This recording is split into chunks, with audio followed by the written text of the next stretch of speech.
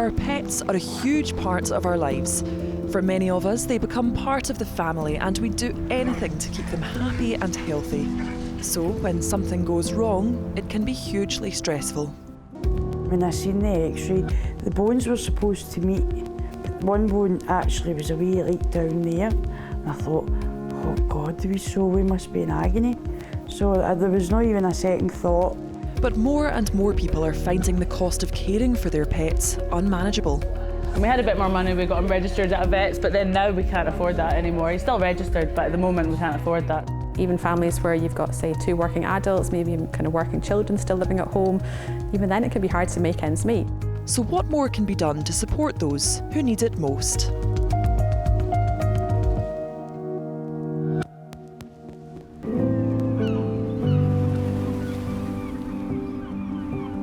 As soon as I seen him, I just fell in love with him. I thought, oh, I'm keeping them, we're definitely keeping them. I had her in my handbag in Asda, and oh, he was just so beautiful.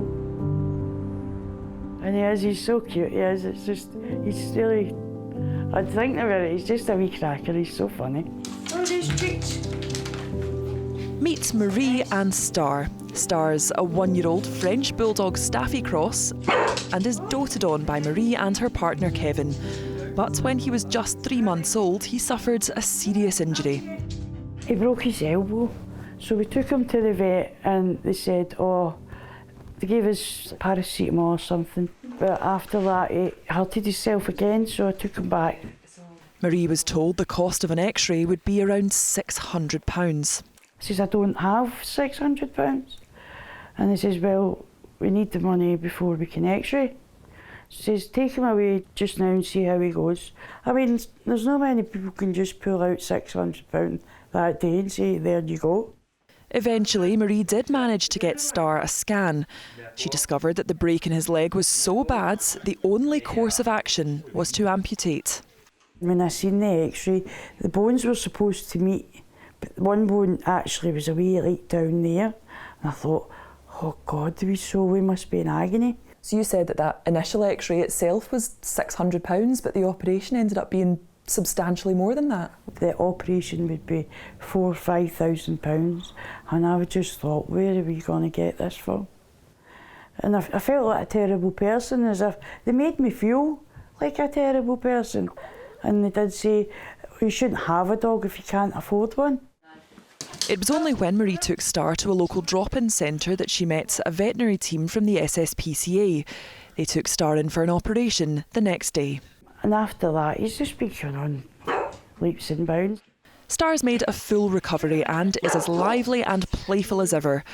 But the ongoing cost of care is still proving a challenge. It really is expensive. I didn't know before we took Star on how expensive it really is, because even with insurance, there's still a lot of extra cost to pay. I mean, we were there on Friday there about his skin, and it was £236 all in for a jag and some tablets to take monthly that he got. But it has to be done really, but it's really hard.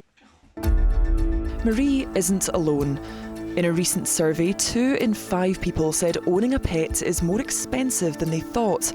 Nearly all have found the cost has increased, and half are worried about being able to afford vet's bills. Oh, there's a lovely little bat mask boy. The cost of care is also a major challenge for already stretched rehoming charities. Elaine Boyd runs Cat Concern, a rescue based in Lanarkshire. We used to home lots of pairs, and I think people are maybe only being able to afford one now. And then they can focus on that one cat. And there's not as many homes now. I've noticed a big difference, and I think that's the reason why. Elaine says the charity is overrun with demand, in part due to people no longer being able to afford to care for their pets. I find since COVID, I think vet bills, they've went up by about 60%. So I think that's why most people have insurance. It's expensive, the vet bills are very expensive. So, I mean, food has gone up, cat litter's gone up, it's all gone up.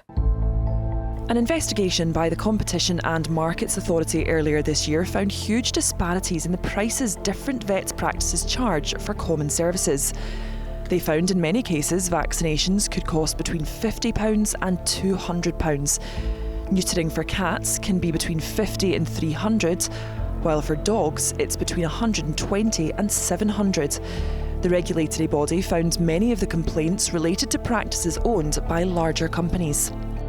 Elaine thinks more could be done to help people access the proper care for their pets. Obviously, vets have got rising costs and they've got all their equipment and they've got staff to pay. But I think there could be one thing, if there was maybe help with neutering, maybe do cheaper, because the neutering that's a major problem.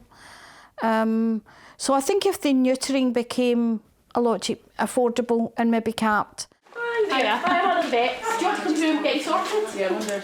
Last year, the SSPCA set up its Pet Aid community service in response to a 24% increase in the number of people looking to give up their pets.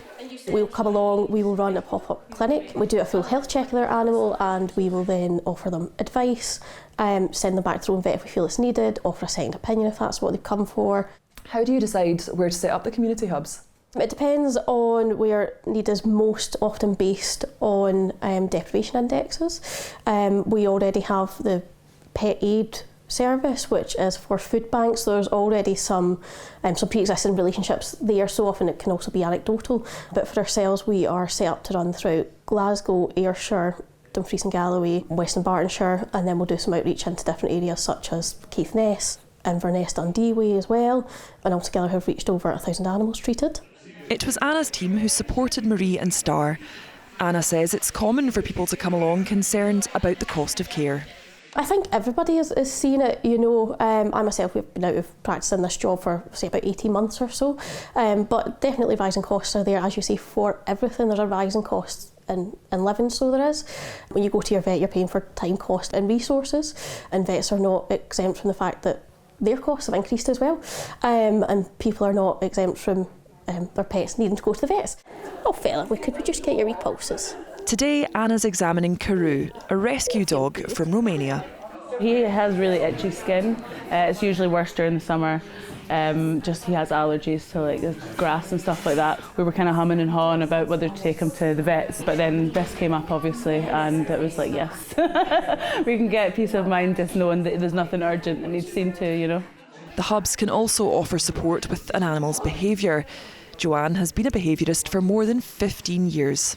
We are getting busier and busier. In general, there's a heck of a lot of need for behaviour and training help for lots of animals. It is primarily dogs, but also cats, parrots, rabbits, anything really, but it is, mainly dogs. Even families where you've got, say, 2 working adults, maybe kind of working children still living at home, even then it can be hard to make ends meet. And if then you have to maybe sort of try and fork out anywhere between £200 and £1,500 for a private behaviourist, that's just not possible for some people. Quite often the behaviour issues go hand in hand with just cost of living worries, vet bills, the whole thing, and people just, they don't know how to get that help.